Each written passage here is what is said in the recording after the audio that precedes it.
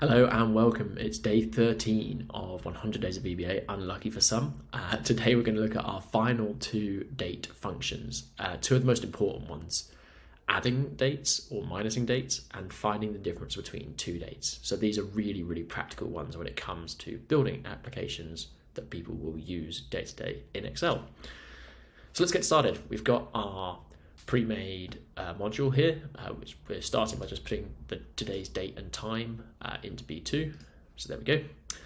And now we're going to jump into doing these sums here. So you can see plus 7 days or a quarter, or minus 2 months or 30 minutes, because you can choose any range and value of time to add or minus.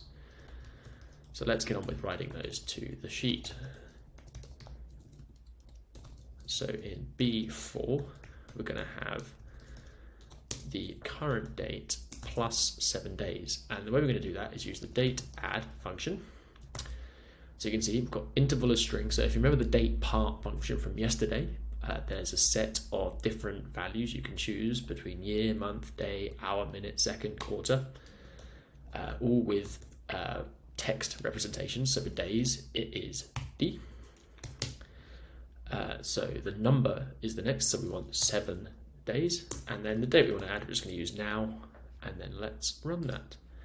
So there you go, you can see it's taken our current date and time and added 7 days from the 29th of April to the 6th of May. Now it looks pretty similar to add a quarter, so let's just copy and paste that whole row, move down into B5, and instead of day, we're going to have quarter, and instead of 7, we're just going to have 1. And there you go, we're now gone from the 29th of April to the 29th of July, so 3 months in the future. Now, to minus a date, slightly confusingly, you still use the DateAdd function in the same way, but, so we're going to say months, which is M, but instead of using 2, we're going to say minus 2, so we're using the DateAdd function to add minus 2 months. So that's how we get actually to minus. And minutes is an important one to look at as well, because obviously M is already taken for months. So the value for minutes in VBA is N instead. And we're going to minus 30 minutes from there. So let's run those two. Oh, I put those in the wrong place. These actually should be B7 and B8. There we go. So minus 2 months from the 4th month to the 2nd month. Perfect. And minus 30 minutes, you can see we've gone from 20 to 3 to 10 past 2-ish. So that's worked as well. So important thing to remember, minutes is actually N and months is M. Now, the other one we're going to look at is date difference. So if we've got two dates, what is the difference between them? So let's say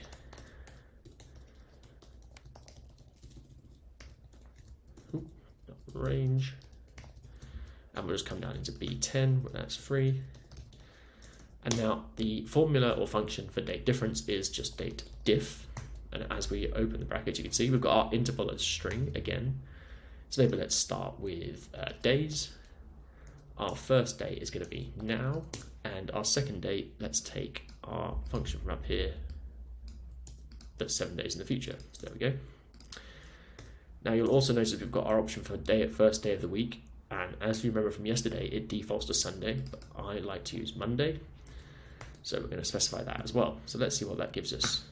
7. So that's 7 days in the future. But even though we know we've added 7 days using this, we can still find the difference in different time formats. So let's say seconds.